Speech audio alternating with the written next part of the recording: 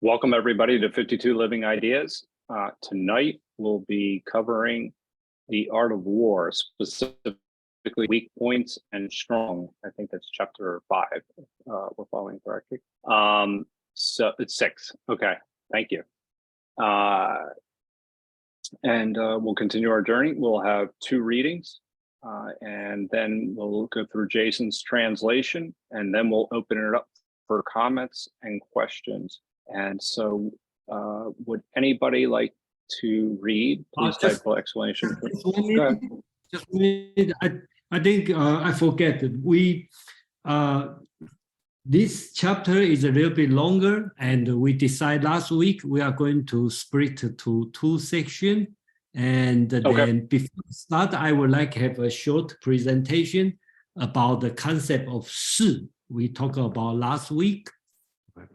So we probably will only finish 1 or 2 paragraphs for chapter 6, and then we will finish next week for chapter 6. And then I will make a quick about 20 minutes presentation on the concept of 是, okay, and then we will start. Okay, so just 1 minute, let me share my screen. So I make this quick presentation, only about 6 pages, and then because 是 is very important in art of war and also in the Chinese political economic concept. So I think it's worth to spend some time to understand this word and this concept a little bit better. So usually when we understand the Chinese word, and then we will go to the etymology, and for the most of language, for most of foreign language, we will go through the etymology. And then this word called 是, we use many times in the previous chapter, chapter 5. I keep the original spelling 是. I didn't translate, okay, and they have the reason. So let's dissect this word. You can see this word here on the screen. In the center, that's the 是. It's being used. And this word, we call it the combined ideogram, okay? The combined ideogram is like they have a few words they put together and to form the meaning. So in this word, if we dissect, we will see 3 parts. On this part, on the right upper part, that's called 碗. That's a ball. That's a ball or a rock, something round, okay? On the left-hand side, this one, I don't know how to pronounce it, but that means the highland, okay? Something like a mountain in the highland, okay? And on the bottom, that means force.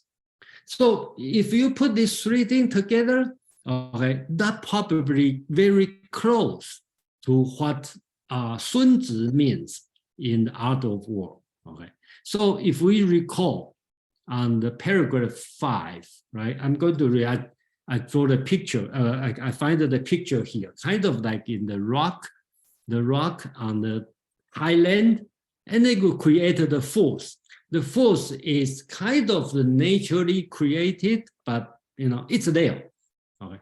So if you recall on the chapter 5, okay, and the paragraph 5, it said those who are good at the warfare will create a favorable 是, okay? That's the favorable 是, instead of bringing on the individuals. So the general will create the 是, and then utilizing 是 to fight the enemy is like rolling rock and stones. So that's the concept of 是 here. And to the end, Sun Tzu also said the people who are good at warfare is like round stones rolling down from a 1,000-foot high mountain. This is 是. So this one is the if you take the etymology, and then that's the meaning of 是. And today I'm going to provide another way to understand the Chinese word, and we borrow from Wittgenstein's philosophical investigation. I think that's very a different way to understand the Chinese word, and I find out that it's very useful. So on his philosophical investigation, number 43, he talked about the meaning of a word is in its use in the language game.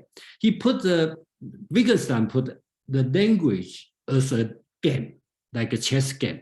And then he talked about there's no way to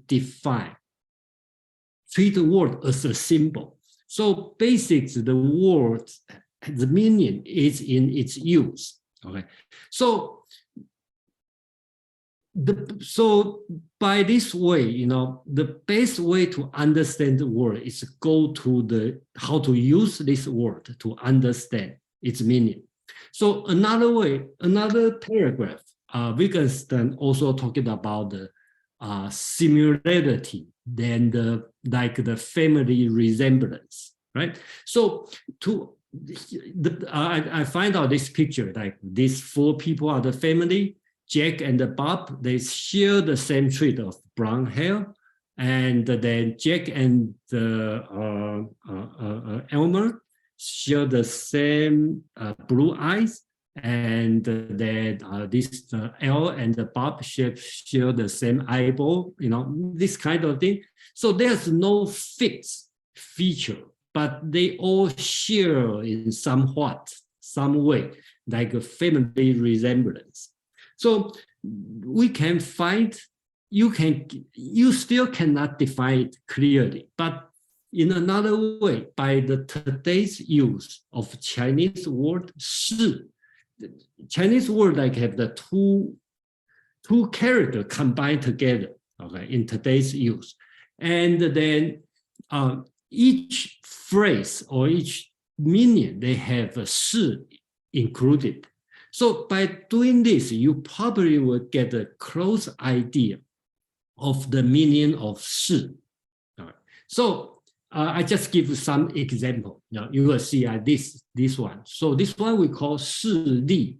That means 势 plus force, and which means power. So in this case, 势 probably means something powerful. Okay.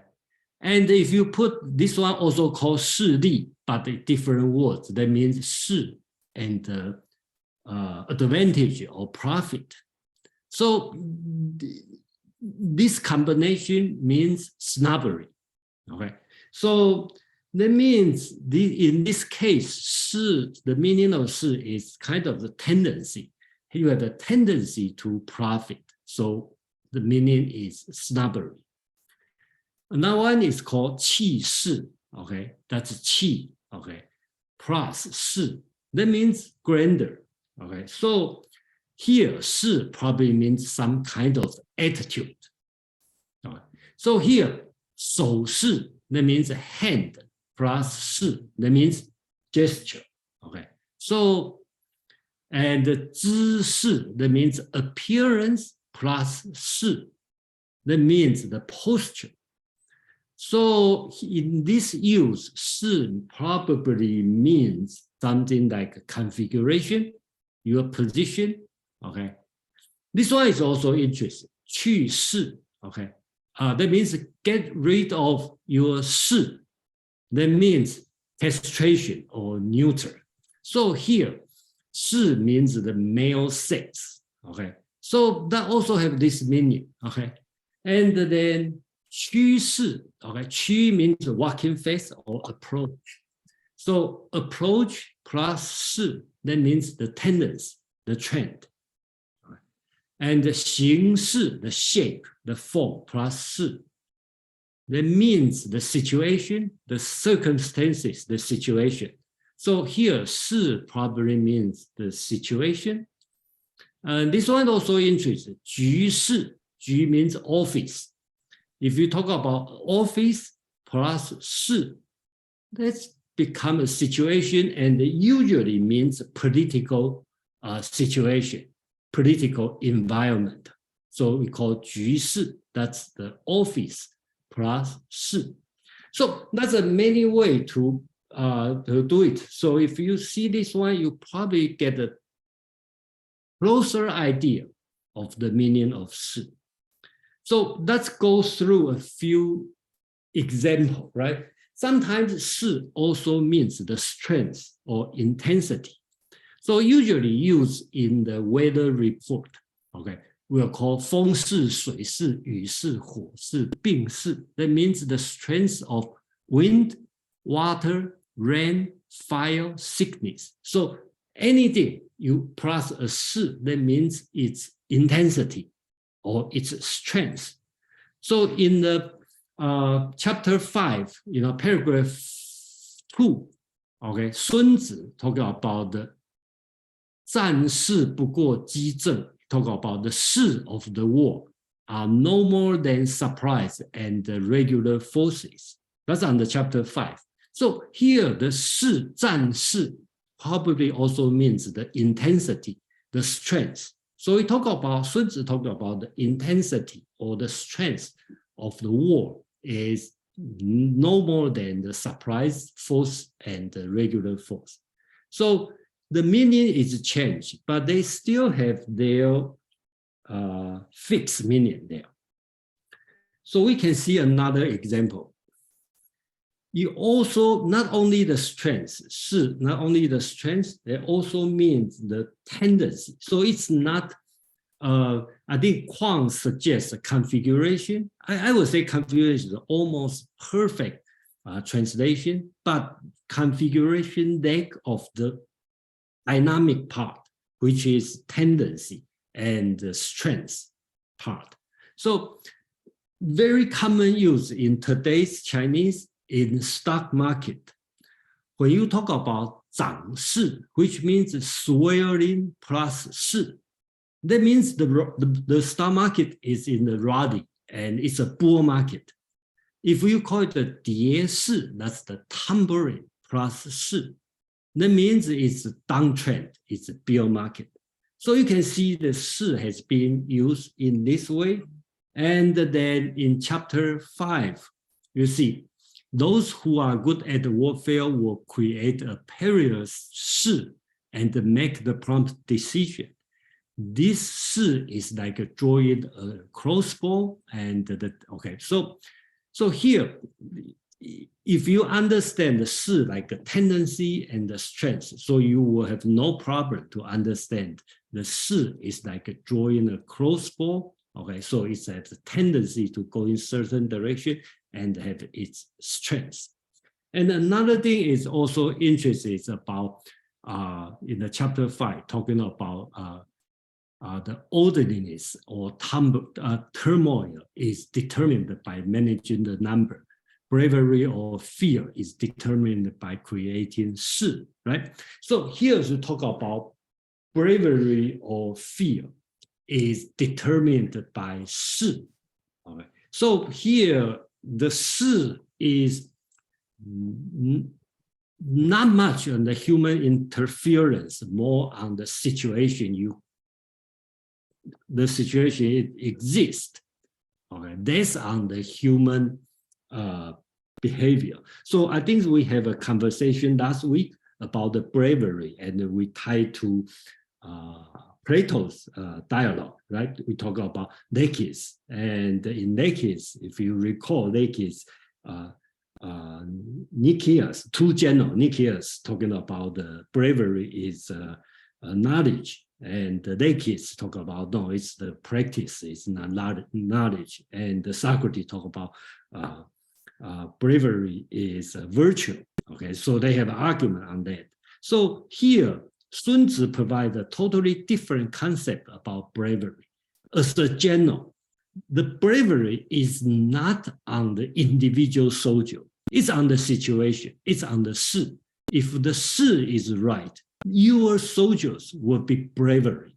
If the 势 is not right, your soldiers will be cowardice. So that's the different concept here. So that's all I want to say about 势, and I hope you will help you understand on the chapter 5. If you have any question or anything you want to discuss, and we can spend a few minutes to talk about 是 before we go to chapter 6. So if anybody has any questions, feel free to raise your hand or type exclamation point in the chat. I see Mark has his hand up already, as well as Quan. So go ahead, Mark. Thank you so much for that, Jason.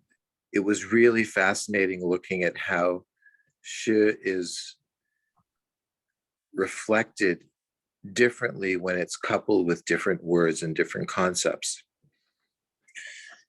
And I think I finally understand how you are distinguishing it from the Lakis. And there it seems to be identified with the whole of virtue, which is a form of knowledge. And here you seem to be saying that it's the shi of the circumstances and the situation that will, in effect, make the soldiers brave. Mm-hmm. But my question is, do the soldiers have any agency in determining the shi of the situation? It's not out of their hands entirely, isn't it? Isn't it somewhat under their control? Well, my answer specific to this text, the art of war, I will say no. Okay, soldier is just like a pawn in the chess game, right? So the general will create the shi. The shi is right, and the soldier will do the right thing. Okay, that's I'm not saying this one based on the individual virtue. I'm saying this one based on this text. Okay, the general, what the general need to do. Yeah. So next up we have Quan, followed by David, then Ahmad.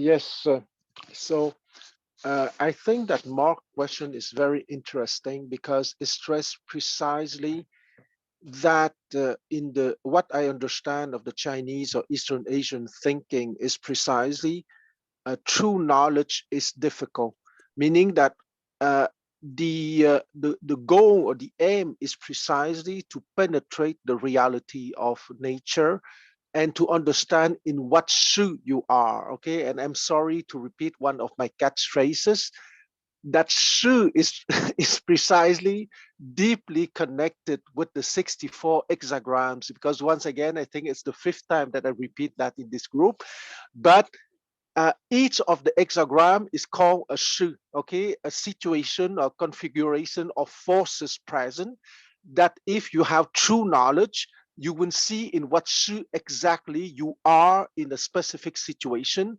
in warfare or not in warfare. Okay, so it's not a surprise that it's also used for stock exchanges and so on. And a small thing, the how to pronounce the Highland part of shi is lu, like in ta lu, but it's not the same character. But it's not the same character than ta lu, of course. Okay, they call lu. Thank you. Next up, we have David. Yes, I'm wondering, because this is regardless of the size of the force, this analysis of war still applies. So it could be many, it could be a huge army, it could be small, it could be maybe even it applies to the individual actor. You know, as entering a battle, it was one-on-one, and summoning all the different forces that have to be used, and you know, tactically in planning, thinking, and the energy present. So, and I think it's been described in the text so far that there are different kinds of fighters, and they're not all going to be, you know, strong or big or, you know, so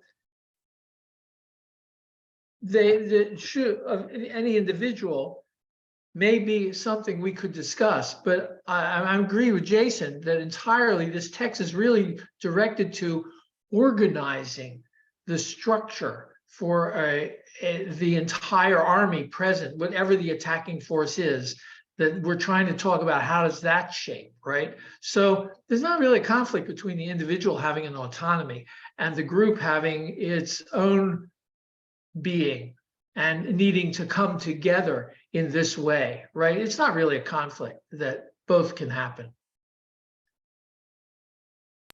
Yeah, thank you, David. One thing I'd like to mention, also tied to Mark's question, right? So if you talk about individual, so just like David said, you can down to like 1 million soldier with 1 million soldier and down to 10 to 10 or 1 to 1, that's individual fighting. If you are interested in the individual fighting, you probably want to go to the Japanese equivalent book called the Book of Five Rings. Okay, so let's talk more on the individual fighting. So, that's a thing, you probably want to reference in the Japanese Book of Five Rings. That's also interesting.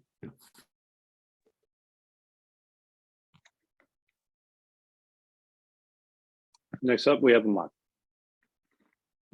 Thank you, Joe. And actually, thank you, Jason, because Muramoto Musashi is a perfect lead into the idea of shi on a one-on-one engagement, being able to read the situation for the proper moment to act.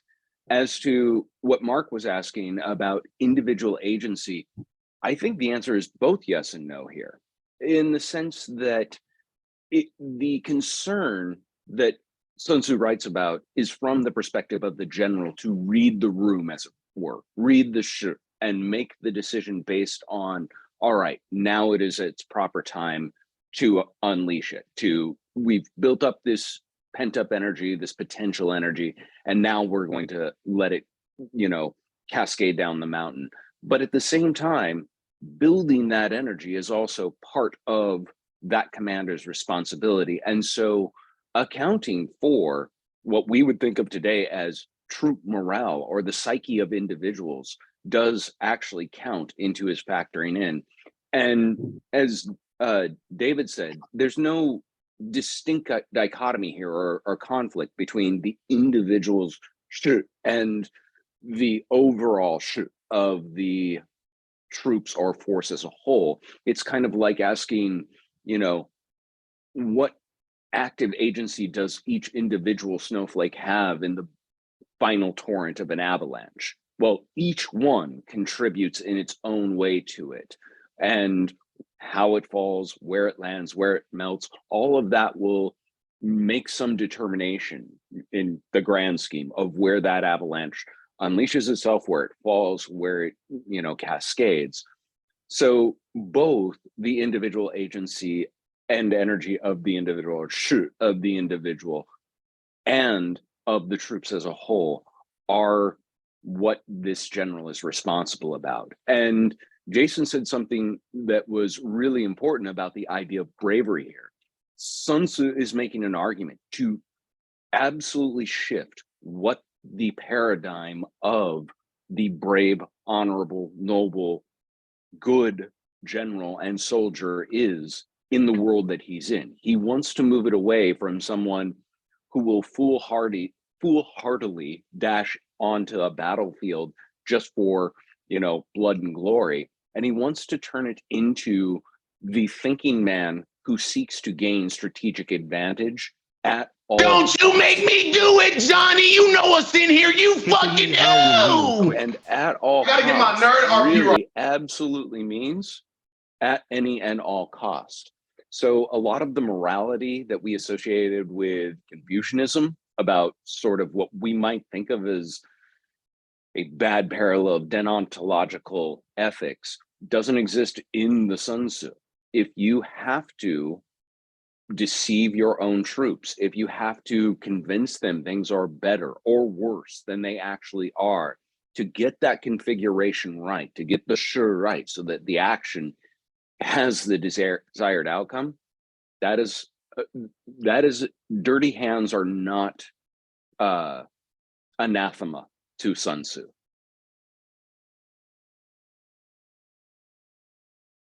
Thank you, Ahmad, and thank you for weathering this storm there and continuing through the interruption. It was well I done. can Very teach well through a parade of people. One bomber ain't gonna derail me at all.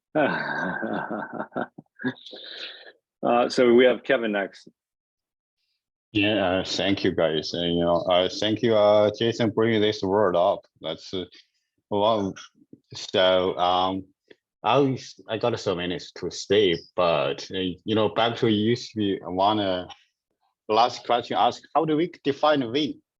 Win, could we consider short-term gain, long-term? Doesn't mean you win. Like so many applications. I just now posted one. Is for Asia, like Korea, Japan, and the Chinese play the game Go. It's black and white. They not consider individual, or you can eat one like international chess. Mike is the expert about it. He can put his input. So it's about your the trend or tendency. Eventually, I occupy with the area. If I got more, I win. So that's a different international chess. Okay, if your king cannot move, you lost. So that's one you can. And another is about thank you use stock and a dollar. For example, I give a couple examples. My thought about the US dollar and SWIFT. If that's credit, United States, a great country, that's credit every country, every people like the US dollar and the system. If we use it as a tool, as weapon, people go scared away. You guys may have heard of the dollarization a long time ago. Now, from country level, they try bilateral. Okay, I use your currency, use mine. Try stay away from US dollar. Even strong, you cannot even you cannot ignore it. But year by year, you see the trend, you see the tendency.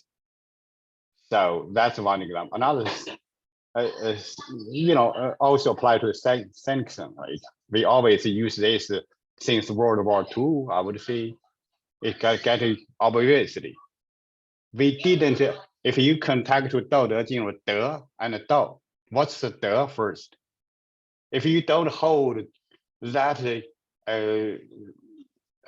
still that's present. People like our U.S.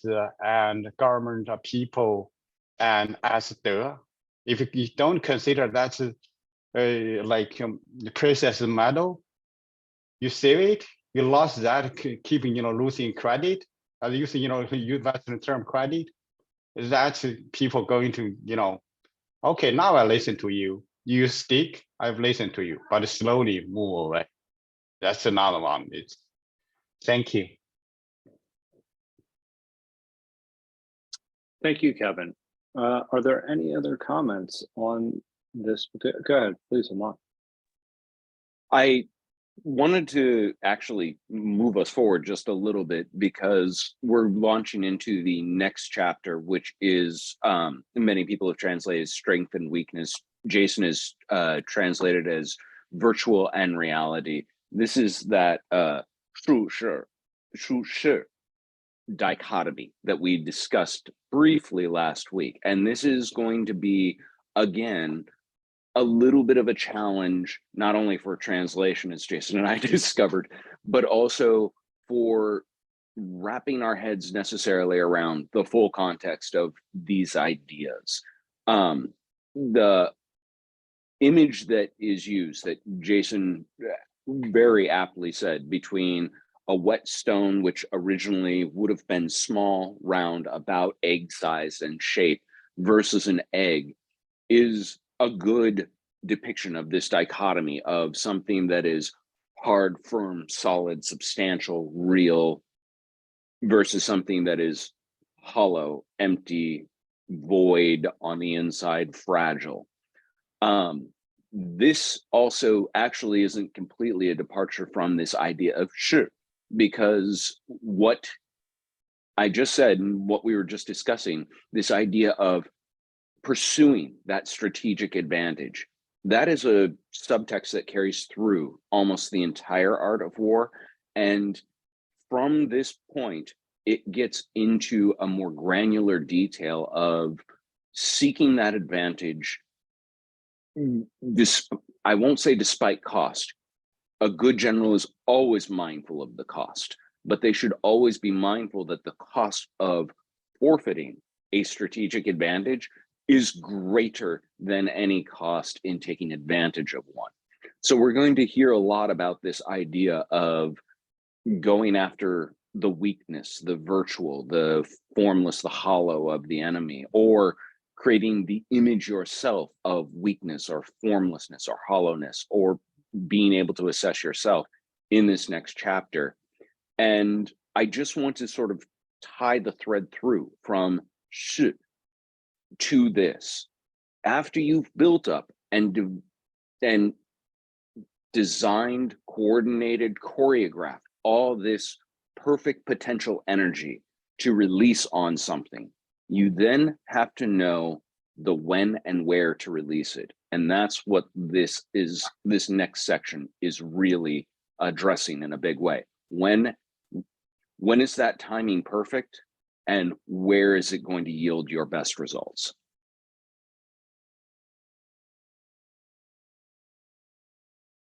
Thank you, Aman. Very much appreciate that and getting us prepared for this upcoming chapter. That context actually is going to help us a great deal. So thank you. Now, with that, Jason, are you ready to get started to go over the chapter itself? Or... Yeah, let's go to the chapter 6. Yeah, I think you amount to bring from the 是 to 虚实. Okay, so most of the translation calls the weakness and the strong, right? The weak and the strong. And I'd like to almost like to call the egg and the pebble. Okay, but I decide at this moment, I decide to call it virtuality and reality.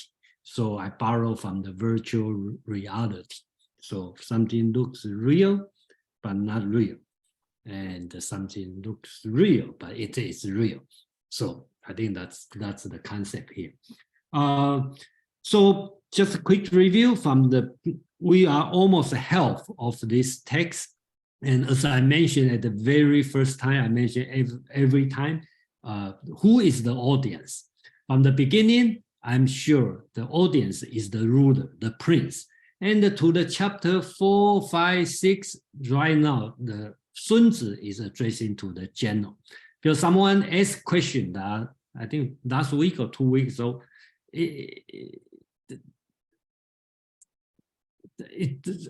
are we going to the war or not? The answer is yes. It's too late to say no. Okay.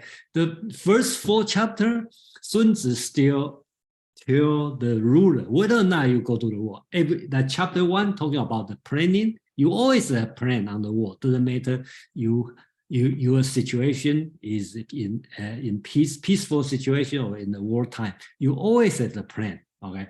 And then number 2, chapter 2. Sun Tzu talking about waging war, but he's talking about the money. How much does it cost? Okay, but ask the prince, think about it. Before you go to the war, think about how much does it cost? And you need to know the evil side, the disadvantage of war. Before you can get the profit of the war, you need to know what's the downside cost. Number 3, the Sun Tzu is talking about stratagem to attack. Remember, stratagem to attack. He is not talking about how to attack. He talking about your strategy to attack. So in my opinion, the war still not start yet. Still during the planning is thinking about war. Number 4, talking about formation. And kind of Sun Tzu talking about defense. So here is the changing point. It probably changed the audience to the general, because you can say in the defense, okay, and still in the peacetime, you always have the defense, the concept of defense. Yeah. So number 5, which is last week, talk about 是. And just we mentioned the bravery, the concept of bravery, like the rock on the rolling down. So I think here, for sure, it's not the ruler or the prince's concern. Basics is addressing to general. And so if you think whether or not we should go to the war, the answer is yes. As a prince, I already appoint a general to lead the military. For whatever reason, you go to the war. So that's last week. And this week, if you more detail, we talk about the virtuality and the reality. What's real, what is virtual. So that's, we are going to start this week. And then, so let's start, and then based on. Do we want to ask if anybody else wants to share what they've taken from the Art of War up until this point, or no? We'll just go right into the text. It's up to you. Probably we just go to the text, and then we have. Okay, we'll go to the text. We're not going to finish. From now on, the text get a little bit longer. So probably from time to time, we will need the 2 sections for each chapter. But I'm not sure, because Sun Tzu's writing is kind of a lot of repeating. Okay, so we will depend on how fast we move forward. If most of people are very interested in this detail, we will slow down. But one rule is, 2 rules I want to set is, I don't want to go 3 times per section. Okay, the max is 2 weeks per section. And number 2 rules, I don't want to rush. Okay, so we will make sure all the questions addressed, and then I don't want to rush. So I think based on these 2 rules, and we should be able to, move smoothly. Well, I'm going to go ahead and hand it off to Shrikant from here. So All right. if Thank that's you. okay with you. That's perfectly fine. Thank you. Thank you, Joe, and thank you, Jason. So let's start with the readings. Who would like to read? Go ahead and type ! if you'd like to read. Shrikant, before we get into that, I just raised my hand for a split second. Is that okay? Yeah, very, very briefly. Please go ahead. I also wanted to commend Jason on the part of his presentation that related to Wittgenstein, because your use of his idea of the meaning is in the use of the word, and bringing our attention to his family resemblances is probably a great idea. And I think if you possibly want to push the analogy further, I think for Wittgenstein, I'm sure there are others here who could probably say better, but the idea of reality relies in states of affairs. And this kind of situation is something more akin to what you are describing Shi as, perhaps.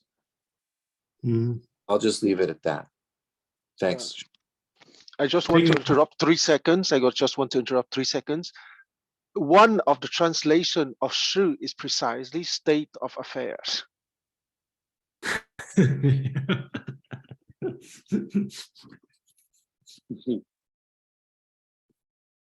Thank you. Let's continue with reading. Who would like to read? Let's go ahead and type ! James, would you like to read? Yes, thank you. Sun Tzu said, "Whoever is first in the field and awaits the coming of the enemy will be fresh for the fight. Whoever is second in the field and has to hasten to battle will arrive exhausted. Therefore, the clever combatant imposes his will on the enemy, but does not allow the enemy's will to be imposed on him.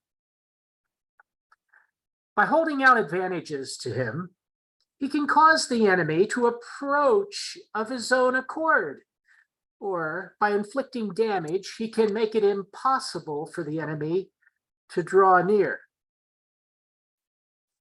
If the enemy is taking his ease, he can harass him. If well supplied with food, he can starve him out. If quietly encamped, he can force him to move. Oh, yeah, I think that's it. Yeah, Thank you. Aman, would you like to read another version? Sure. This is the Samuel Griffith translation. Oh, all right. Sun Tzu said, generally, he who occupies the field of battle first and awaits his enemy is at ease. He who comes later to the scene and rushes into the fight is weary.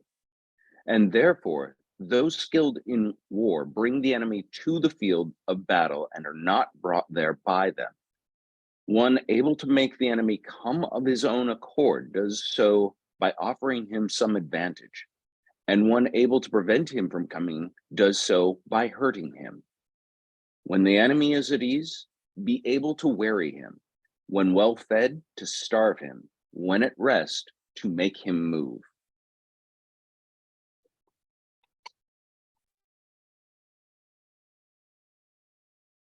Oh, Go ahead, Jason. did you see the screen? Yeah. Yes. Okay, good. Okay. So I think the first paragraph, if you notice, from now on, start to use the word enemy. And I think before we probably don't see enemy a lot. I realize after this chapter that especially this chapter, a lot of the word enemy show up. Okay. In Chinese, 敌 show up more often. So that means it's in the real world, you have an enemy already. So whoever is the first to the battlefield and wait for the enemy are at ease. Whoever is late in the battlefield and hasten to fight is exhausted. So here, Sun Tzu is talking about more on the active, not passive. All right, you active, not reactive. So, hence, those who are good at warfare approach the enemy without being approached. They provide, basically talk about they provide what appear to be benefit to make them arrive, yet they inflict damages to prevent their arrival. Hence, they can exhaust the enemy when they are at ease, make them hungry when they are full, and move them when they are at rest. So that's the first paragraph. Aman. Thank you. I actually, instead of giving my own commentary, I want to read Tu Yu's. And Tu Yu writes about this passage. If you are able to hold critical points on your enemy's strategic roads, the enemy cannot come. Therefore, Master Wang said, when a cat is at a rat hole, 10,000 rats dare not come out. When a tiger guards the ford, 10,000 deer cannot cross. This is kind of getting at this idea of the strategic advantage of good positioning and taking advantage of your opponent's weaknesses. If you can hold a strong position that is critical to them in a manner that makes them dare not try and take back that position, it can make or break the tide of a war. And I'll talk more about that when we have our half hour at the end. But I like to use commentary on this passage. Wonderful. Thank you, folks. Now for your comments, go ahead and type exclamation mark or raise your hand in Zoom. We're going to start with David and Joe. David. I think, yeah, this is interesting. We're not talking about how many forces have to be applied and, how to march your battalions around, but about the things that really make the enemy's energy not work. And these are this sounds so simple, but it's really like they're getting comfortable. Okay, harass them. You know, they're not going to protect some place, find a weak place. You know, this is not the ultimate winning moment, but you're going to do these things and take their energy out. The little things that are going to break apart their spirit and their ability to coordinate and work, you make them come to you. You don't let yourself be drawn in because you're running to get there and then you're weak. This is really such interesting battle stuff. You know, but it's really got it's a psychological level that is, it shows you have to always be on your toes, because as they move around, they're going to be newly revealed places that you can take advantage of these principles. But these principles are the same. These are steady principles that you're letting them spend their energy in ways that are not effective to you.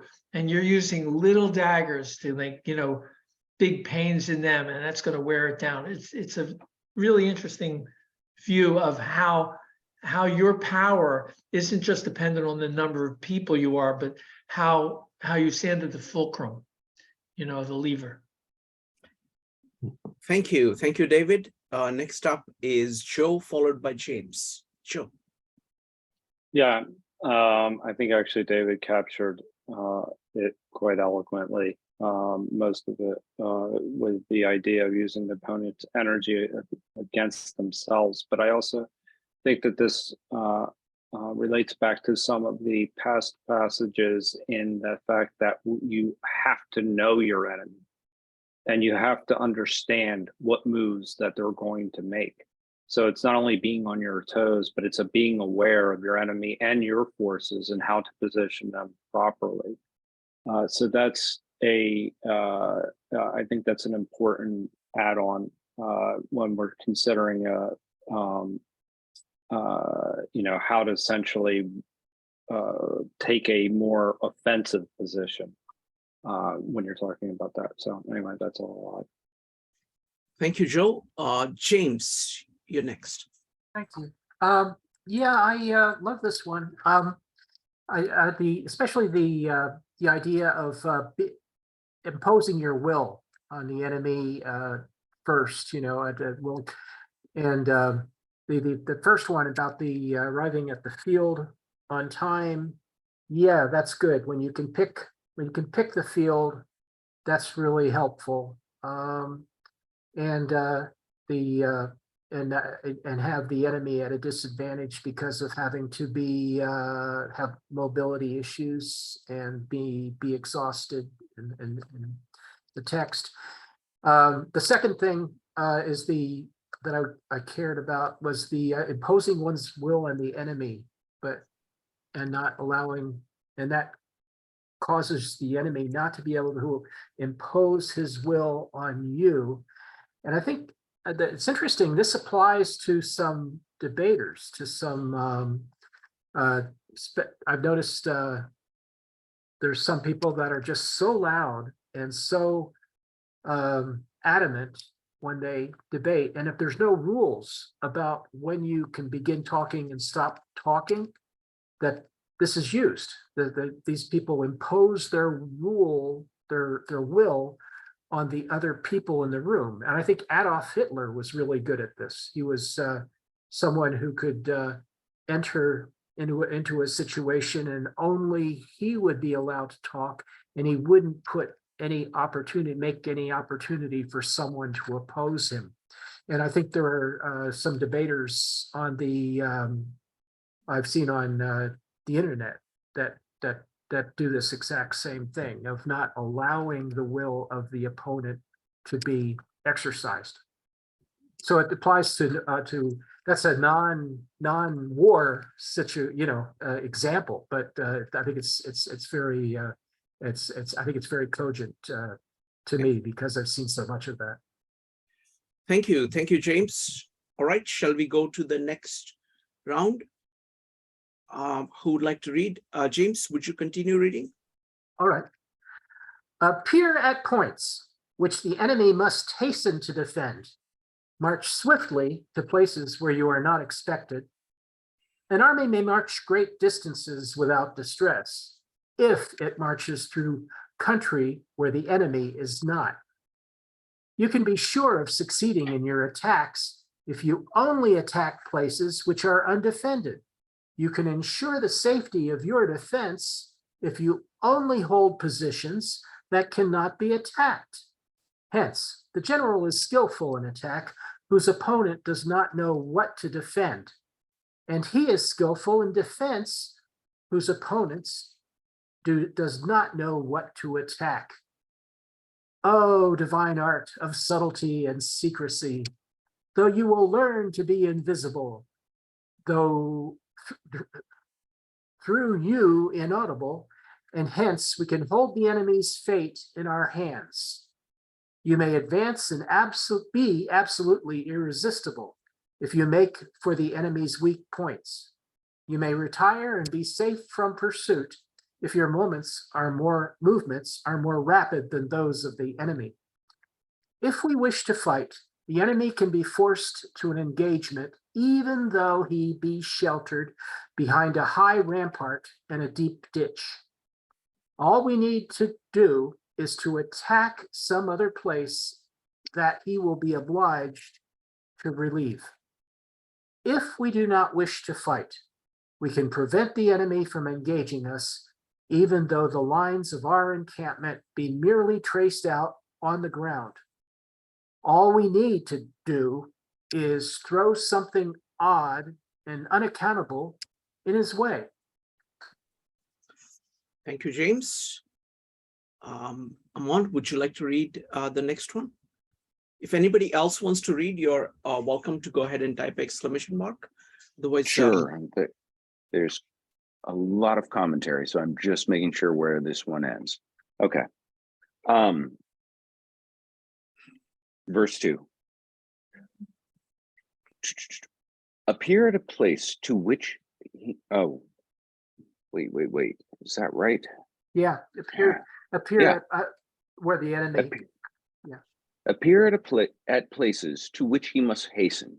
Move swiftly where he does not expect you. That you may march 1,000 li without wearying yourselves is because you travel where there is no enemy.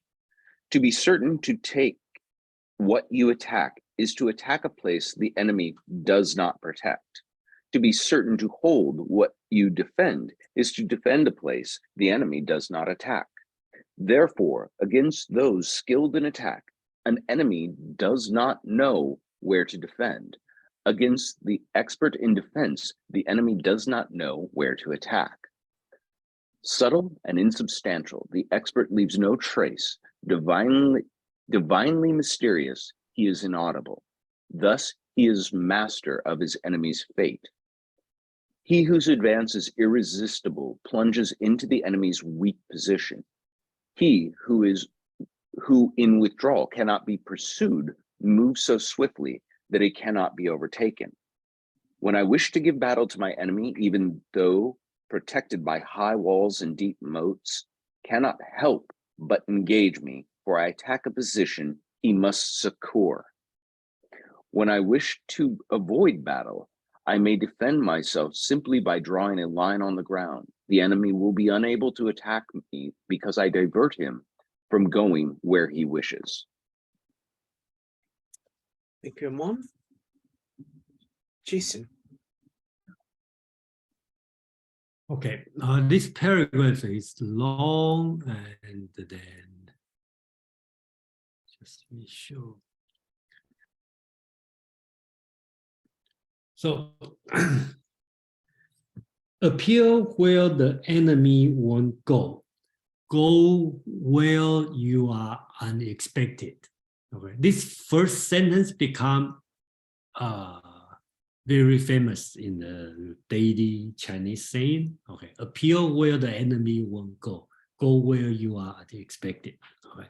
And an army can march thousands of miles without distress if it marches through the ground without encountering any people or any enemy.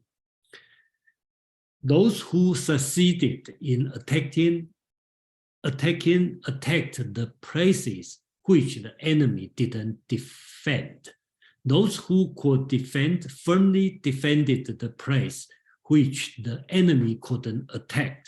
Hence, good at attacking means the enemy doesn't know what to defend. Good at defending means the enemy doesn't know what to attack. So here the concept start to coming out, right? You are attacking, you don't attack the enemy's strong point. You attack the egg. They have the egg and the pebble mixed together. So you attack the weak point, the egg. Don't attack the pebble. When you defend, you use your real to defend, right? You're good at defending means the enemy doesn't know what to attack. So they always attack on the wrong point. And that's the point.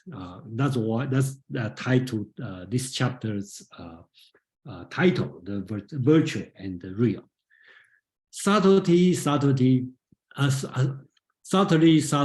you should be nearly invisible.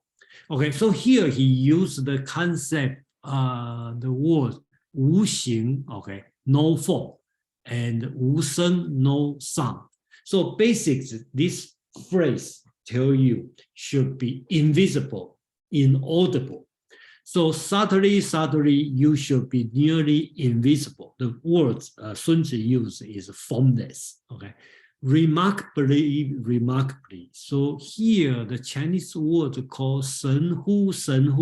That's why a lot of translation call it divinely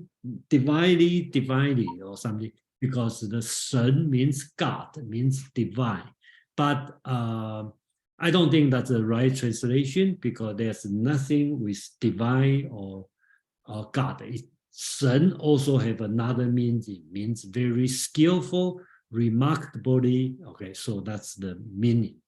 So you should be nearly inaudible. Basically, the word is soundless.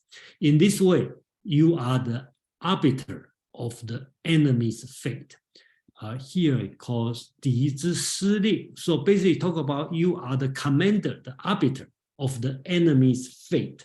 So this word is, I find out it's interesting, because in chapter 2, okay, Sun Tzu talking about the general is the arbiter of the people.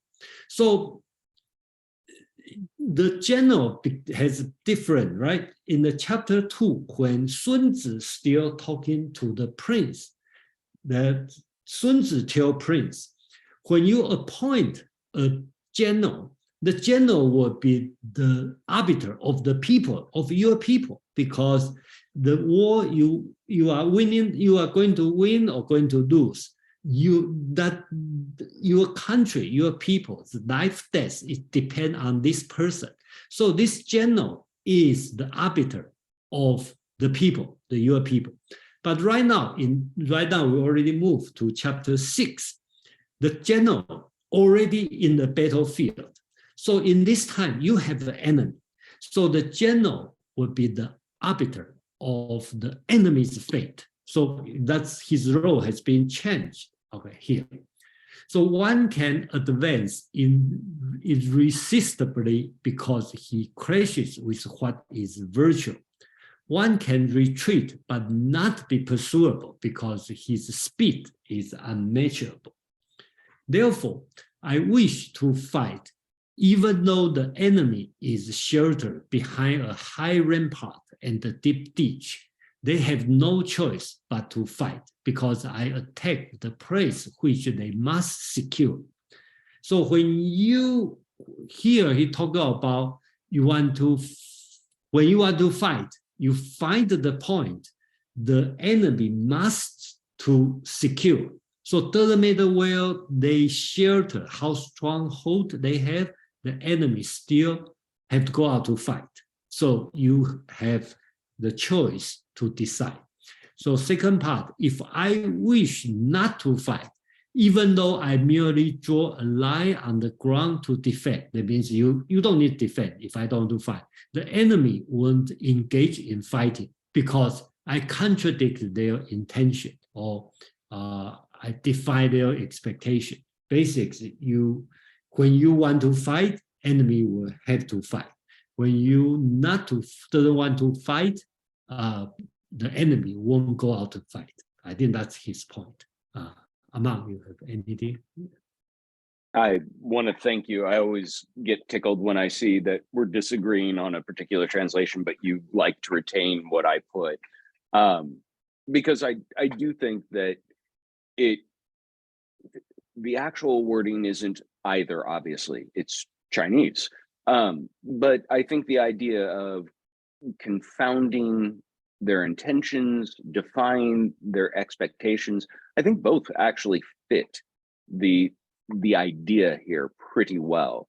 The idea being that an enemy coming to battle is coming infamously with a plan, and it is in your hands to disrupt that plan if you can have some indication, some inkling of what it is. The more you know it, the easier it will be to disrupt it. And there are several ways to know it, obviously. Spying will become a big component of the art of war in later chapters. But there are other ways beyond spying, simply watching who's marching, how are they marching, what gear are they bringing? It's kind of that, feign in football where you line up and then you're trying to see what the defense is to gauge them before you go on some offense. This is the exact same thing. As the defender, you're trying to see what the offense is thinking before you have already planned for defending that. Knowledge is power. That is the subtext to this chapter. And I really want to say more, but again, I'm going to reserve as much as possible towards the end because I think there are great examples to be given. Thank you, Amon. Anybody wants to comment? Go ahead and type an exclamation mark or raise your hand. In Zoom, we're going to start with David, followed by James and Joe. David. Yeah, I so much agree with what Amon just said, that this is, it's good calling it the subtext, or it's what you know and making sure your enemy does not. And you keep yourself invisible, secret, inaudible, and your intelligence is what lets you know, but keeps you hidden. So he thinks he can attack, and you can throw him off with a deception, and you can keep your lines. But you really have to keep your knowledge up to date as things are evolving in this. So it'll be interesting how we're told to keep this incredible intelligence, because you're always deceiving the enemy over where to attack or to defend. You can lead them to attack, to engage in battle, even when they're in these ramparts, and they're totally safe behind walls, but there's some attack point because you know enough that this must be defended, so there is a way to get the enemy out. If you have that knowledge, then you're in the position, regardless of everything else about their position, you can make them come out and fight. And is the opposite, you can prevent them from attacking your lines. If they don't really know about you and they attack something, you can throw them off of the deception. So it's all about keeping yourself hidden from them. You travel in secret, and he hasn't really said how you hide yourself and keep secret, but that seems to be one of the great skills of keeping your intelligence superior. But that's going on here. He's not talking about the intelligence, but you need the intelligence to do what he's telling you here. Thank you, David. Next up is James, followed by Joe. James. Thank you. I really like the parts about, attacking the enemy's weak points and making sure that your retreats are faster than the enemy's attacks, and looking for the places where the enemy is obliged to supply relief. Looking for if the enemy's well dug in, has these reinforcements and so forth, find places where the enemy has to supply troops. Look for places to attack where the enemy is obliged to relieve his forces, and so I think that's and also if you don't wish to fight, there are ways to prevent the enemy from engagement, and so it's some really brilliant stuff. Thank you. Thank you. Joe, you're next. Yeah, just briefly, just to build on it, I think the element of having good information, which is based off intelligence and based off of spying, essentially, is essential. And then I think that allows you to outpace the enemy to the positions that they wish to be, and so that you can start to reposition and your enemy to places where they become vulnerable.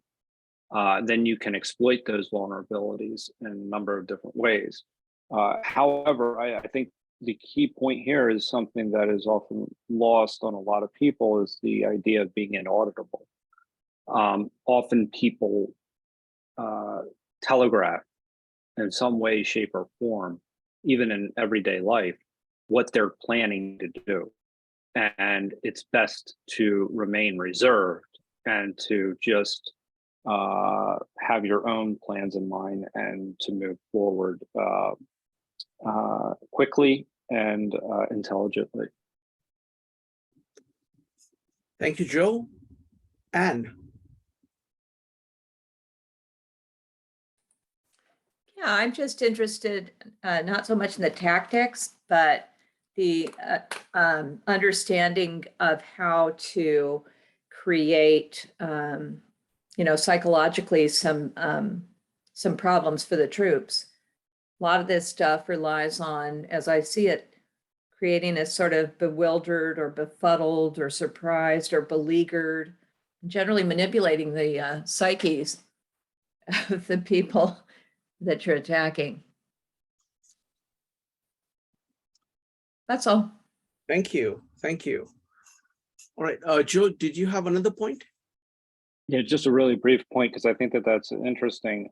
Only so far as that one of the key things about in chapter 1, I believe, essentially is having faith in your leadership, in your general.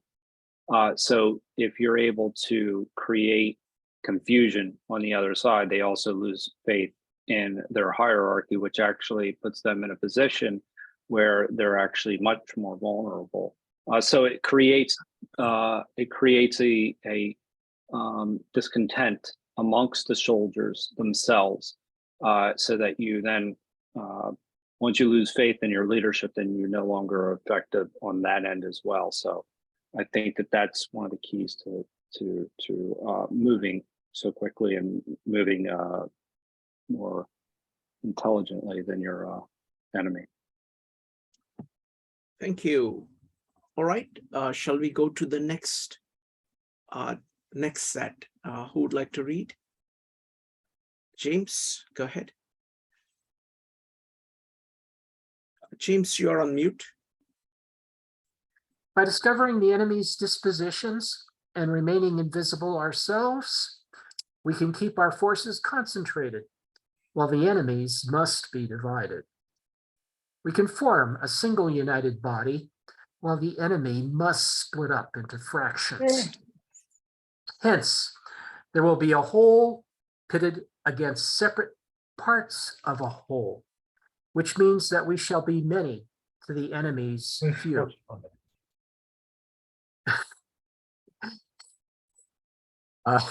And if we are able thus to attack an inferior force with a superior one, our opponents will be in dire I think straits.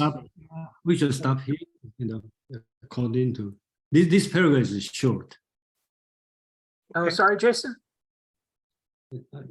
I think this paragraph. Okay, yeah. Go ahead. That's combined. I'll just repeat the last one, number 5. I have one last phrase that where you came in, and if we are able to thus attack an inferior force with a superior one, our opponents will be in dire straits. Maybe that's not in the original. No, that is in the Gill's translation. Oh, That's the end of his section 3. Really? That's the end of section 3? Yeah, that one. Oh, I put in a different place. So Jason, do you want to stop here or do you want to continue? yeah, how about that? Let's continue. So Go ahead. we can finish. James, please continue. No, I'm done. Thank you. That was the last phrase. No, And- please continue to the next section. Yeah, Oh, you want me to do the 6-4? next section? Oh, okay. The spot where we intend to fight must not be made known. For then the enemy will have to prepare against a possible attack at several different points. And his forces being thus distributed in many directions, the numbers we shall have to face at any given point will be proportionately few. For should the enemy strengthen his van, he will weaken his rear. Should he strengthen his rear, he will weaken his van. Should he strengthen his left, he will weaken his right. Should he strengthen his right, he will weaken his left. If he sends reinforcements everywhere, he will everywhere be weak. Numerical weakness comes from having to prepare against possible attacks. Numerical strength from compelling our adversary to make these preparations against us. Thank you. Amon? Okay, so 6-3 and 6-4. Okay.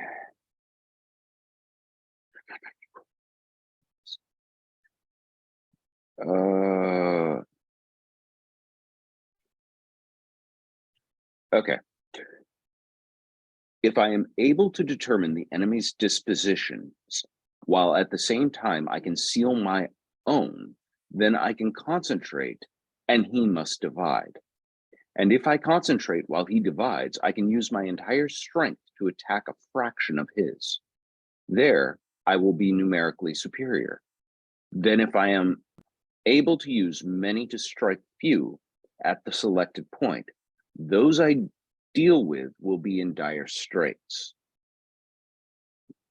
4, the enemy must not know where I intend to give battle, for if he does not know where I intend to give battle, he must prepare in a great many places. And when he prepares in a great many places, those I have to fight in any one place will be few.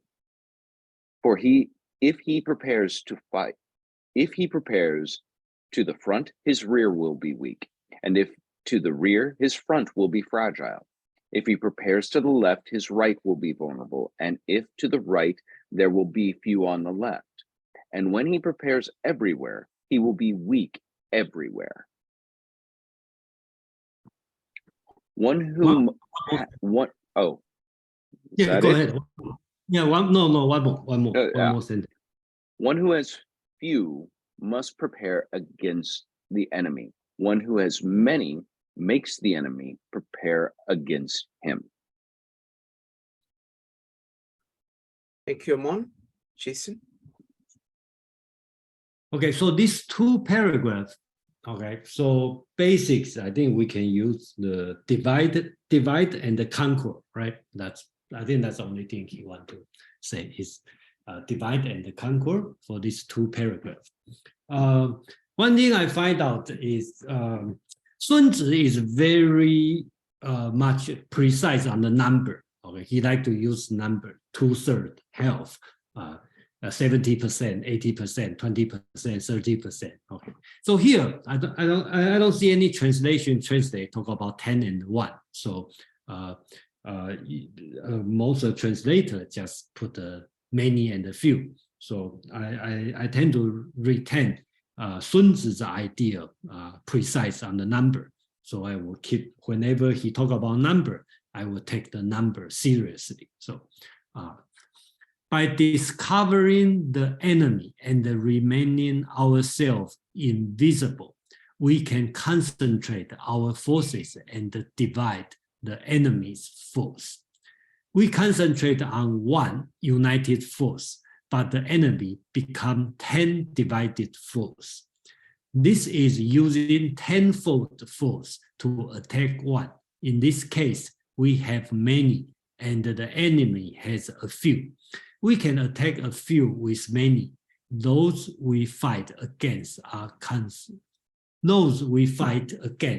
constrained. So talk about the enemy being constrained.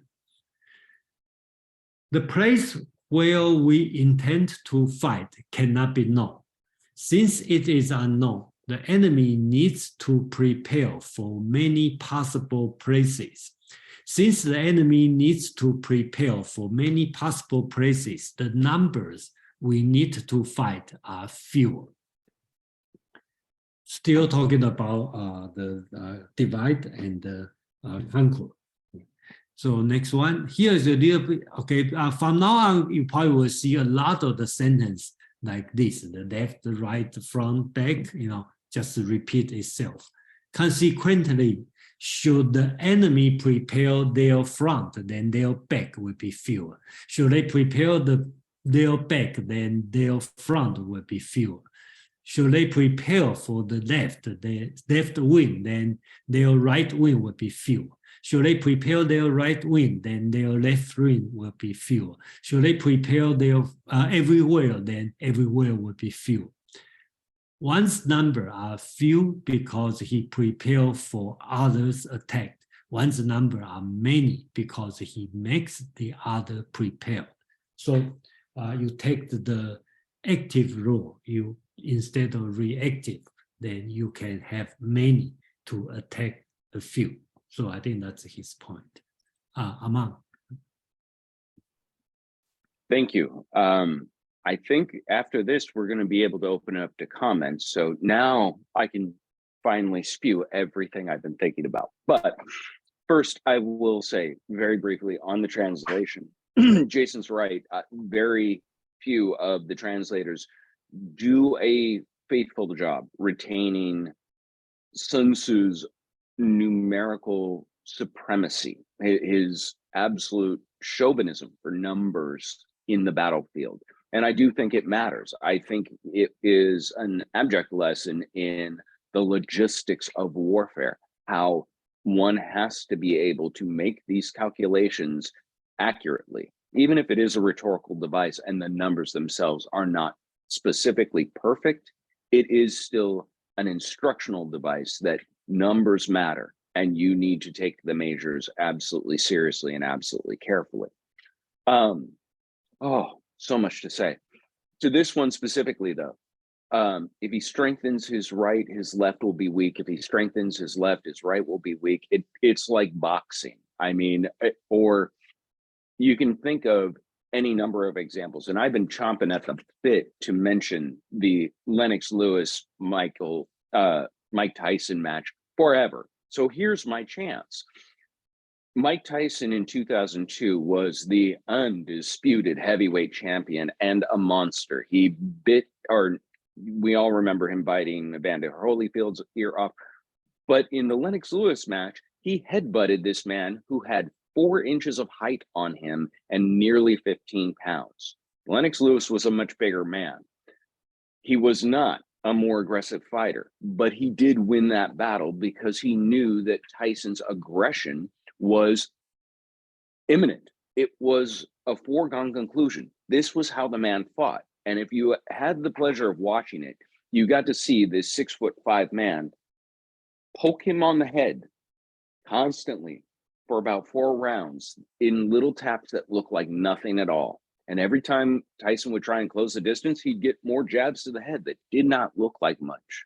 But those tiny little jabs to this undefended place of his, repeatedly going after what he didn't view as a weakness, what he left unguarded. And what he kept offering, because Lewis kept making it seem like now's your chance to jump in, allowed him to build sort of a repetitive concussive force. Basically, those micro concussions we hear about now in football so much compound themselves to where in round 4, one good sock and out went Tyson. That was a shocker to the world at that time. And I may be dating myself, but watching Mike Tyson get out by softly being touched for 4 rounds and then clobbered, no one would have ever expected it. This was attack what isn't defended and draw your opponent to you by making your own defenselessness look too inviting to pass up. Sun Tzu is spouting this again and again in The Art of War. He's expressing this in motion. But there's something really interesting that happens here. What everyone took for Tyson to be his strength, his substantial, his solid, his stone, actually turned out to be an egg. Lewis is able to take a strength and convert it. And there is this idea that's implicit in here of conversion, taking what seems solid and making it hollow, taking what seems to be formed and making it formless. And the same for yourself. We mentioned briefly in the last talk of the chapter, the idea of losing faith in one's generals, losing that sort of support for the troops. And this is a great example of strength converging into weakness when you lose the support of the people at home. This is something that happens in warfare readily. And this was probably the broader message, even though I agree, with Jason, that he's talking to a general about conducting warfare. He is still also talking to a prince about, while warfare is being conducted, you should keep an eye for this, because what was your strength, the love of your populace to go and do this, they'll turn on you.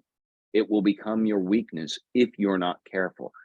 And I swear, there are too many examples in contemporary history to go over to simply illustrate that. That is almost the reoccurring theme of the 20th century, or at least the second half of the 20th century. I'll leave it there for now, but it finally gave me a real good opportunity to bring up the Lewis Tyson fight, and it really does hit the nose on the head here.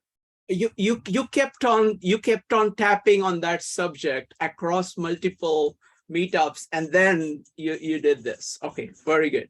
Excellent. Thank you, Aman. Jason next, and now, everybody is welcome to bring up, any theme at this point. So go ahead and type an exclamation mark or raise your hand in Zoom. Jason. Yeah, great amount talking about the boxing. And when I read this one, I think about fat, right? In the boxing, there's a lot of fat, right? So you look like you are going to attack, but you are not really attacked. But one thing interesting to compare is the Tai Chi. Okay, Tai Chi actually is just the reverse of boxing. Most look like defending, like a virtue, but some point you will hit the hard point. Okay, and just the reverse of that, you look like the guy is soft, it's easy to attack, but somewhere you will hit the wrong place, and then you are going to lose. So that's the interesting part, when Aman bring the boxing. Another thing is about I want to explain why I want to put the number on all the translation.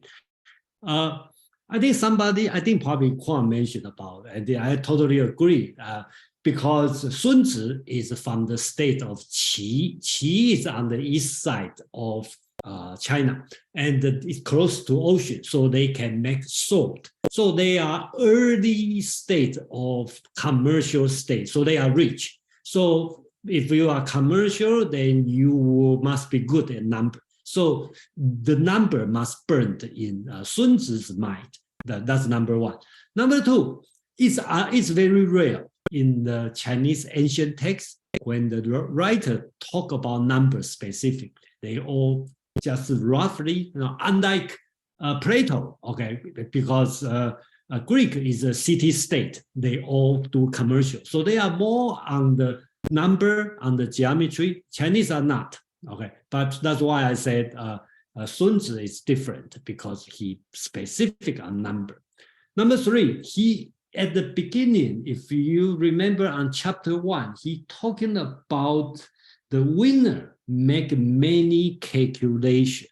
If you do the calculation, you are going to win. Right? So if you don't do the calculation, you are not going to win. So calculation is important, even it's just a ballpark, but you need to count. Okay, so just like anybody run a startup company, if you try to get funded, the investor always asks you the number. Even you have no clue how much money you are going to make or how much money you're going to burn, but you still need to throw out the number. Okay, it's better than roughly couple million. You want the investor want to hear 1.34 million based on my spreadsheet. Okay, so I think that's I want to say. Thank you. Thank you, Jason. Next up is going to be Chris, James, and Joe. Chris. Yeah, my thought on this one is really hits back on information. So I remember a lecture given to our company, by a lecturer from West Point. He used to say war is actually consists of 3 elements: very strong emotion, imperfect information, and luck. Now, the first one, the third one, that both parties have no control over, right? I mean, like the emotion is going to be there naturally, and luck is, by definition, you cannot control. How fast and how accurate that you can ascertain the information bathysphere really determines a lot. Everything else you do, from logistics, down to offensive and defensive strategies. I think that's what I really get from this particular text from Sun Tzu, is that obtaining the information, and more important, protecting the information. So as much as you can of your enemy, but you prevent your enemy from knowing anything about you. And that is probably the best way to secure a victory, assuming both parties are working, giving the same effort, right? Doing the calculation and doing everything. You got to assume that. But at the end, what will distinguish you is the information part. I do have to defend Mike Tyson a little bit. I don't know how to say that subject, but when Mike Tyson fought Leonard Lewis, that was literally like 10 months before he retired. He fought him was like basically, medically a broken back. So the reason he couldn't duck those jabs was because he literally couldn't move his head. So and he only had one style to fight, which is going in straight, and of course he was just a target. Anyway. I had to say it because I love both fighters, but I just didn't think that was a good fight for Tyson because he was physically compromised completely. I'll stop. Wonderful. Thank you, Chris. Next up is James, followed by Joe. James. Thank you, Shrikant. That was very amusing, Aman. I might not be able to sleep tonight. I think I'm going to have to dial it up on YouTube. Just to sort of like satisfy my fear, my curiosity, and to get the strong image that you created out of my head. The only thing I wanted to say about this is that this the idea of directionality, the enemy keeping secrecy, not having the enemy not know from what direction you're going to. The forces are going to arrive, and all the good strategy ideas here. The idea that strategy is just so important, and at the same time, there's got to be this constant thinking. In warfare, you constantly have to think about how to take advantage of the possibilities that are being offered at in the moment. So. I think this is something very useful. I can see where a lot of the ideas of warfare today are coming from so far in the past, and it's been a wonderful experience sharing this with everyone else. Thank you. And thanks to Jason for making his oversized contribution to us. Thank you. Next up is Aman, followed by Joe. Aman. Oh, no, I didn't want to hop the line. Let Joe go. Got it. Joe, followed by Aman. I would much rather listen to him. I mean, but anyway, I'll just say, I've been thinking about this in the use of energy and how energy is actually used against an opponent, and how, if you think about it in terms of how, and I'm just thinking about this on the fly, about how maybe a large company has its energy, has a lot of energy, but it's less nimble. And where you have smaller groups, smaller companies that come up with disruptive ideas in a way that they're able to essentially not be as bloated, not necessarily, and to use their energy more efficiently, and actually create something that a bigger company may not, because they're too big and they have too many processes in place. Essentially, you're using the fact that their size is actually, it turns out to be what you think to be an asset, turns out to be a liability. And then you use your size as what you think to be a liability to be an asset. And I think that this is actually a very interesting way of kind of seeing how what you see with innovation a lot of times. One of the most important things about it is that it enables people to kind of break away, see an idea, and to make it their own, and to create something. And again, they're using their nimble approach to a problem as the solution, and there are other companies' inability to see the solution as their assets against them. That's one way I just think of an analogy is, to be used. And then I think that this is often used as well. I think I could come up with a lot of different sports analogies, but I know that we have to have a limit probably on the number that we're using this evening. But I really do have some good ones, but I'll save them for later. But ultimately,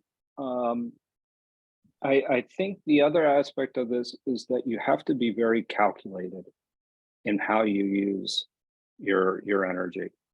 You have a limited amount, and this is kind of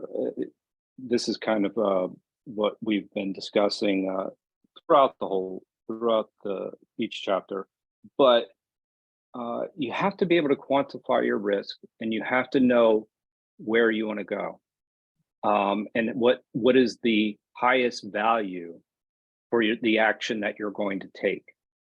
And that is a very quantitative, probabilistic approach. And when you're talking about engaging in war, you have limited amount of materials, and especially if you're a small force and you're going up against a bigger force, you have to have a way of maximizing what you do well, and exploiting what the bigger force doesn't do well. And I'm just, again, I just thinking in terms of you're quantifying your risk, you're choosing the right actions, and your actions are aligned with what your enemy may possibly do against you. That gets a little convoluted, I guess, but I'll stop there. Thank you, Joe. I should have gone to the sport. Jason, you had a comment? No, just go from the order. Okay. Let's go with Aman, Mark, and Jason. Aman. I'm really glad I let Joe go first, because it took my thinking in a different direction. I was going to talk about storming the beach at Normandy as an example of what Chris was saying about imperfect information, a bit of luck, and a lot of emotion. But that imperfect information works on both sides. And what Joe was talking about with industry as especially when you think of these sort of titans of industry in their citadel of their interest, took me down a whole different road. Small anecdote, very brief, no sports analogy, I promise. 1950s, a company called the Haloid Photo Company moves into Rochester, New York, next to the headquarters of Kodak, which is the behemoth citadel fortress. They say they're going to compete. Kodak looks at them, thinks there's no competitor here. They hire a couple of professors from, I believe it was Syracuse, to work for them. Kodak can't figure out what they're doing. A couple of years later, Haloid Photo Company adds the word Haloid Photo Company and Xerox to their name. We all know what happens from there. Kodak saw them as competing in the same exact field that they were. What they failed to imagine, what they were not nimble enough to conceive of, and what Xerox cued to real quick was there was a whole nother potential market for photo copying, for the photo industry that Kodak was leaving on the table. And now Kodak is a bankrupt company and there's still a Xerox machine in everyone's office. So this idea of defending where attacking where they're weak and defending where you are strong. They lived up to that, even though they were attacking what was essentially a behemoth of industry, something that couldn't hope to think to topple, at least on their own terms.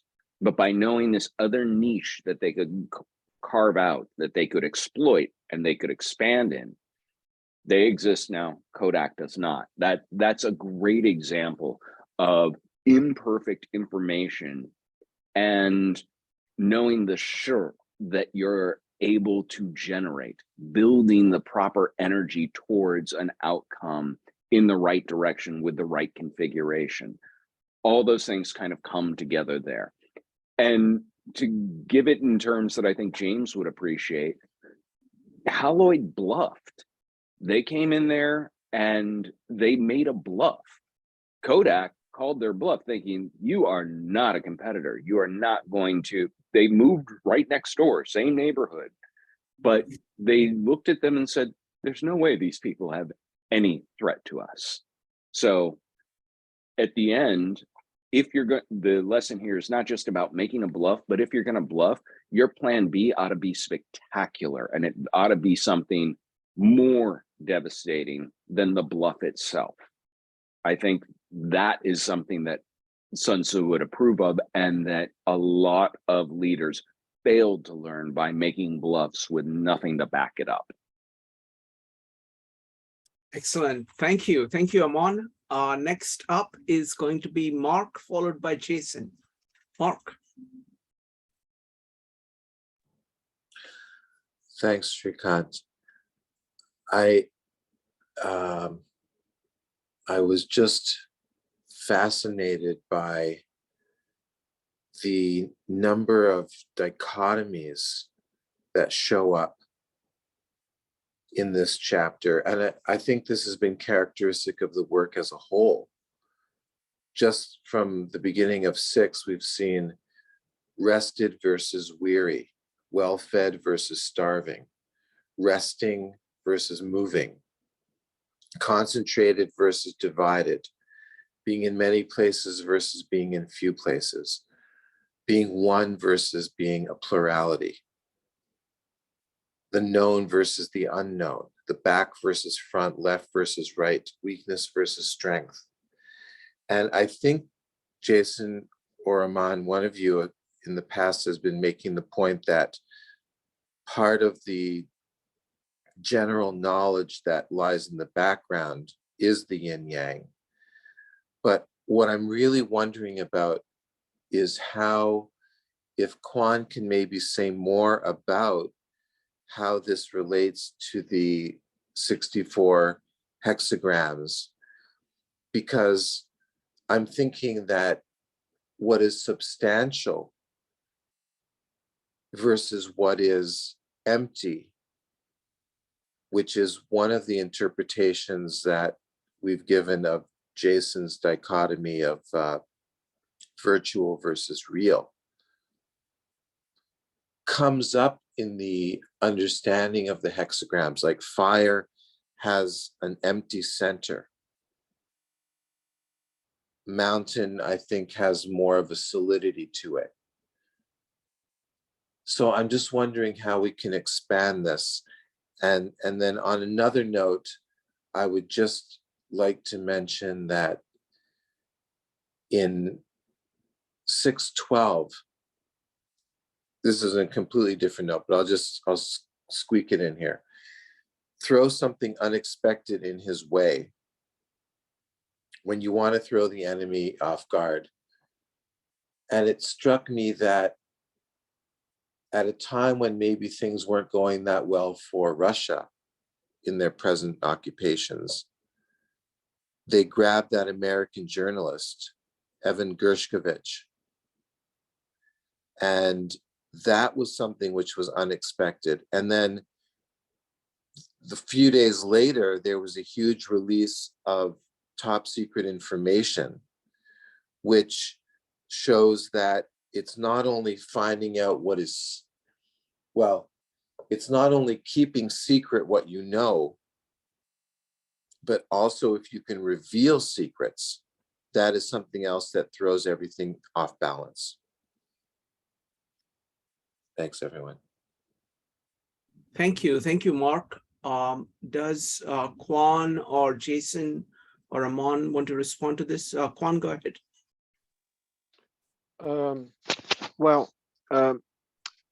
What the relation of the Shu and the 64 hexagram is once again related to the central question of Chinese philosophy, and I think of all philosophy.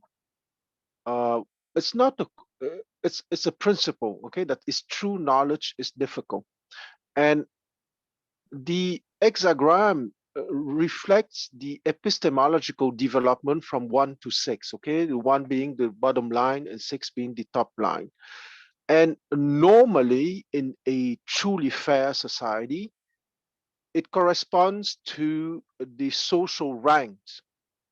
And those social ranks should be exactly matching the epistemological development. Okay, so when Jason answered maybe an hour ago, that it's for the general to create the conditions, or rather it's to the general or to the prince to understand very specifically in what shoe we are, and to create the narrative,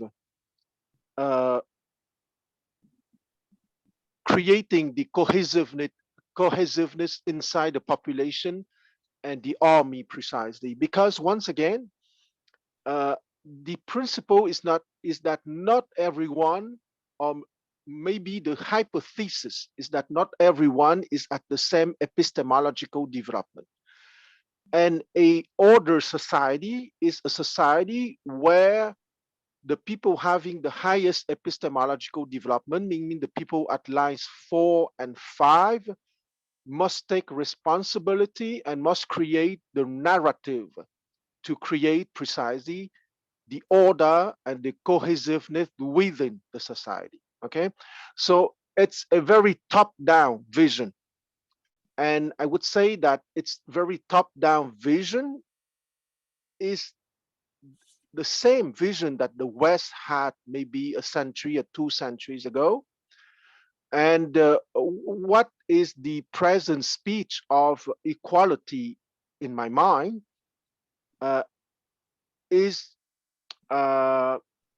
moving away from that reality of natural laws, and that those natural laws reflect that natural hierarchy.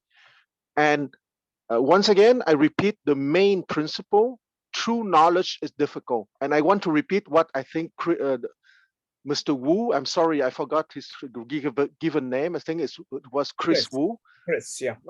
Chris Wu. He said that war is an affair of imprecise information, of chaotic emotions, and of luck. I think it's true when you don't apply the ideas of the Sun Tzu, because in the Sun Tzu, precisely, true knowledge is difficult. So it's the burden of those at 4 and 5, meaning if I use Platonic terminology, the democratic and the aristocratic man. And aristocratic here is not about family nobility, but rather about epistemological development. Okay, so the aristocratic man are the man capable to have true knowledge, capable to have creativity and inventivity and discovery. And precisely one of their duties is to discover in what shoot or in what configuration we are exactly in. Because once again, okay, that play between virtuality and reality. And you cannot force destiny, because there are certain things that you cannot do within a certain configuration. And if you don't have true knowledge to identify the specific configuration within which you are, everything you do will fail, because you don't take into account the general configuration precisely. And true knowledge is to see it and to respect it.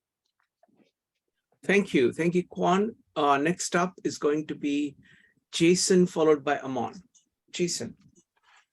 Yeah, I think that nothing to say. I hope Kwan doesn't mind. I know you. We know each other, and a lot of time we respect each other, but we probably stand on the opposite point. So don't take personally. I probably just want to say something just opposite what the Kwan just said. Okay.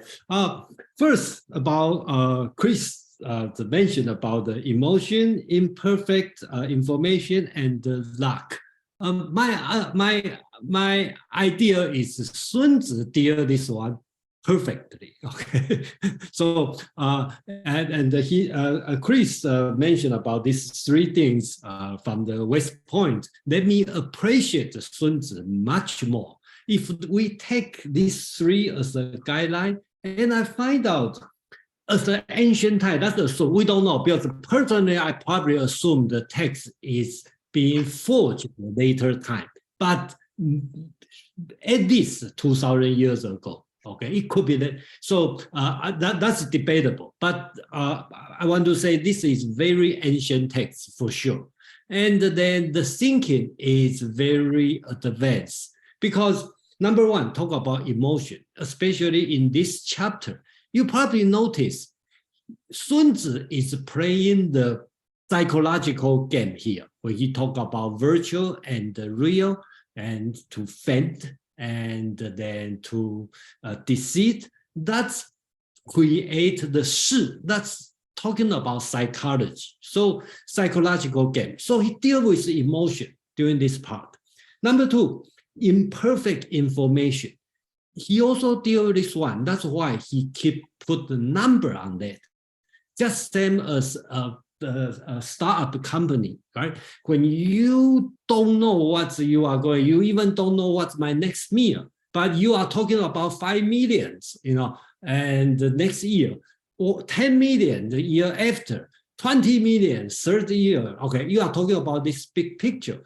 So you are dealing with imperfect information, and the Sun Tzu is very well to throw up the number. He dare to throw up the number. That's the way to deal with it. Number three, luck. Unlike most of the ancient philosophers, he never mentioned God. He never talk about divine message. He never talk about, this thing, something up. He's very practical. He doesn't deal with that at all. Only thing he deal is be prepared for bad luck. Okay, so I think in this way I appreciate Sun Tzu's writing. It's very modern in this sense. And another thing I like to mention is about tie this one to. I hope it's not too off from the topic about the 64 hexagram. And then I think Kwan knows me well on this. I don't appreciate I should not say I don't appreciate the 64 hexagram or 易经. I view it a different way. I see this one will compare to in the Western philosophy, kind of a Pythagorean, okay, philosophy. So in a way, it's great, okay. But the mystical part, I totally reject. Just like when I study Western philosophy, I will appreciate Pythagorean's idea of the number, the routine, the rule, but he also has a mystical part. Same as the 易经, or you want to call 64 hexagram. If I treat as a Pythagorean in China, I will take its logical, is the structure, because Chinese doesn't have a geometry, doesn't have the good mathematics during that time. So that's a good thing to exercise your brain and to serve as a training tool or serve as a guideline for you to do something. But I will totally reject the mystical part, okay, prediction of this part. I don't know, this one is in most of people's idea or not, but that's the way I'm thinking. So I'm not sure the answer to Mark, okay, about does the other one, does the writer has, Sun Tzu has the 易经 back in his mind or not? I don't know, because just like a fish in the water doesn't know where he lives inside the water because he grew up in this. Does yin yang is in his mind or not? Does 5 elements in his mind or not? I don't know, because the later part, Sun Tzu really talk about 5 elements, but he just talk about 5 elements as it's the change, but he didn't talk about like the fire will kill the metal, metal will kill the wood, wood will kill the. He doesn't talk about this, because I believe this one is the later time development, not the ancient time. So it's hard to answer this question of whether or not yin yang and 5 element and 64 hexagram is in the author's mind or not, because I don't know, because just like a fish in the water, you cannot tell, the fish doesn't know the fish is inside the water. So I think this one will be the ongoing question for the most of the people. Okay, and then I probably will repeat my answer again and again, and I hope will become clear and clear, because I'm really not very sure. I just have to choose the position I am standing. Yeah, thank you. Sure, thank you, Jason. Quan, would you like to comment on this before we go to Aman? Okay, Aman wants to go. I got to run real quick, and yes, please, I want to thread this needle, because I think between what Quan said and Jason said, there's a nice middle ground that I like what Jason kept saying about fish having no word for water. You would, and I mentioned this before, this idea of pan-Asian ideas that simply existed within the zeitgeist of the Chinese world. So Sun Tzu or Sun Wu would have been raised in that world. Many of these ideas would be there, present. I agree with what Quan says about this idea of the I Ching, the book of change, that change is the only ever-present constant that you can rely on. Things will change. And if you are really good, you might have some gauge of predictability in that change, but you're never going to get it 100%. You can just get a feel for it, like predicting the weather. And so in that sense, yes, I do think that there was an element where really what Sun Tzu was trying to do was eliminate the luck and come up with better predictors. But and here's where I agree with Jason, I don't think he wanted to throw yarrow sticks, and he has no truck or no interest in divination or sort of looking to be handed the answer through some sort of divine intervention. This is an enterprise for men to do serious work, serious calculative, mathematical, logistical, long laboring work in order to come to the conclusions that will best hedge their bets against that inevitable change. And so, and I do think the evidence is he is making the argument against those methods of leadership. He does not want a leader who's throwing yarrow sticks or asking his diviners to throw yarrow sticks to make decisions. He wants this person to make decisions based on the hard, concrete numbers, logistics, and facts. But at the same time, he would be so steeped in that world that the idea of inevitable change, the idea of balanced dichotomies of a sort would exist for him, and it spills through into the writing, where, as Mark pointed out, all of these dichotomies that he's pointing out. He's not necessarily doing it in a nuanced way that we might get from the Tao Te Ching's discussion of yin or yang's interdependence, cooperative sort of work. He's configuring it more as enemy and self. And so it's a conflicting dichotomy that erupts in his work. So I think they're both right. I really do. But I would tend to agree that if Sun Tzu was, if nothing else, an absolute pragmatist, these are the ways this will work. Moral quandaries be damned. You do this for the benefit of all. I'm really glad we had a great night. I will miss you guys next week. I have a 50-year-old birthday to attend to next week, so I can't be here. But I will see you the week after that. Well, we're going to celebrate your birthday next week. Not my birthday. It's another birthday I have to celebrate. Oh, okay. Not yours. Okay. Yeah, that's not what 50 doesn't look like that, right? Yeah. Okay. Mamanzo. Thank you. Thank you, Amon.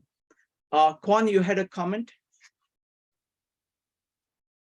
Yes, I have a comment, and maybe Jason wouldn't be disappointed, but we agree because everything he said, I agree. When I said that precisely, I want to come back to that. Emotions, information, and luck is precisely for the so-called aristocratic man to have an understanding of the configuration of a specific situation and to create a narrative that would reconcile everything that is in play, if you want, okay, those emotions, those uncertain information, and of course a part of luck. And I also understand that I don't see Sun Tzu playing with the yarrow stick, okay? Or if he do it, it would be within a narrative, okay? A little bit like the general of the warring states throwing fake coins having two faces and saying to his soldiers that he bet for a face. And of course, with the coin having two faces, he wouldn't get a face, okay? So it's part of the narrative. Right, excellent, folks. So that brings us to the close of this one, but I'm going to continue on this. So Jason, do you have any final comments? Yeah, thank you. I think next week, probably we will make it, probably we don't go to the chapter 7. We just finished chapter 6. We only have the 3. So next week probably will be, well, we don't know because it depends on the audience. Sometimes I expect it's very short. We will finish earlier, but turn out will last longer. And this chapter is longer. I expect we will last long, but turn out, we are moving fast. So it's very unpredictable, just like Sun Tzu facing the war, so we just have to be prepared. So at this moment, I prepare. Next week, we probably only have the 3 paragraph, and we will make it a little bit shorter. And well, it could be longer. We don't know. Okay, but my expectation is a little bit shorter. And if you have a lot of example, you can probably we have a lot of time to discuss. Yeah, that's what I want to say. And thank you, everybody. And thank you, Kwang. And then we always have a very interesting discussion. And Yes. because we all understand too much, so turn out we have a different idea. But anyway, thank you. Thank you, Jason. All right, so now I'm going to take this opportunity to ask Kwan about Chinese philosophy. So this, we use this time at the end of Art of War to look at, issues, larger issues. So that's what I'm going to do. So, Kwan, we've been